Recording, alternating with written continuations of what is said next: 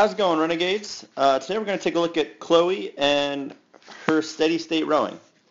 And we're going to get a chance to see what's going well and what we can improve upon. Hopefully this will help you pick out a couple of things that you might want to work on in your stroke. So things I like about Chloe's stroke: it's nice and smooth. Her hands are very horizontal. It's a simple stroke, nothing crazy going on at the finish or at the catch. She's got great posture. She's not letting her back really change position or flex or extend. She's just braced and solid. It's a really nice job of using those legs first and then swing through with the body and the arms. And she does a nice job of getting herself over her hips and getting prepared for the catch. Two areas that I'm going to kind of highlight and focus on today are both at the catch and the finish, and things that might help her improve both her steady state rowing and her long slow distance rowing, as well as things that might transfer into her race pace work that we look at a little bit later on. So if we were to play it and pause it right at the finish here, so right as she releases and changes direction with that handle, you'll notice that she sort of settles and almost dumps a bit of her body weight into the finish and into the bow. So she pulls through here, she's good, and then things kind of settle a little bit. I would like to see her be a little more connected all the way through. And if we watch it at 1/8 speed, what I want her to focus on is just being connected through her feet, her legs, and her torso all the way up until that point in the finish. So here's a catch, she takes the drive. Right as she comes into the finish here, I'd like to keep a little bit bigger posture, a little bigger chest, a little more upright, up on the sit bones, and engaged through her legs locked straight, or quads engaged, toes pointed, so that she can just carry that power all the way through and get that last little squeeze out of it. And when we work on her ring rows and her recline rows and get her push-ups to full range of motion, we will start to see that power come through at the finish and give her more power towards the back end of her stroke. So just posture and connection through the footboards all the way through the finish. If we go back up to, let's say, half speed, the other thing I wanted to work on is trying to be prepared a little bit sooner.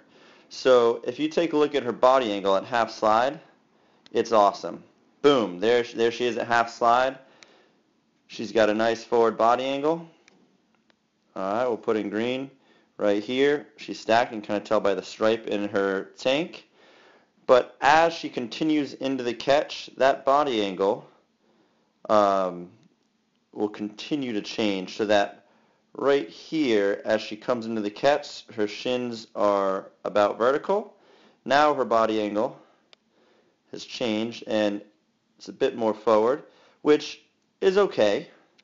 But it's hard to time the catch and make sure your hips and your hands are connected right when you change direction if that body angle is continuing to change and if those arms are continuing to extend.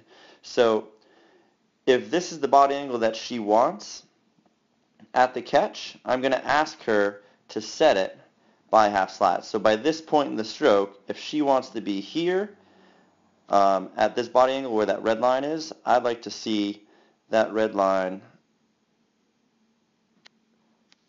set there. So by half slide, getting that body prepared so that all she has to do is compress her legs and time that catch. Because what's happening here is right as she comes in from half slide up into the catch, everything should be connected. If we were to draw 3 small dots and put one on her hip, one on her shoulder, and one on her handle. Those 3 points should stay connected and equidistant to one another, or the distance between each dot should stay the same. So if we were to watch her come into the catch, you'll see that the distance between those three dots actually increases. So if we were to draw those dots up here at the catch, highlight her hands, her hips, and her shoulders, now there's more distance between those dots, so they've become disconnected. And that isn't necessarily a bad thing, but when we start to watch her row, we'll see that every now and then when she comes into the catch, her seat will stop moving and her hands and shoulders will continue to reach forward for more. And while that's kind of a thought that many people have on the erg, get the longest stroke possible to get the most power out of it. When we put Chloe back in the boat, that's going to end up being check and just dead weight in the boat. So if we can get her body prepared and set to one specific angle earlier, my normal point is half slide.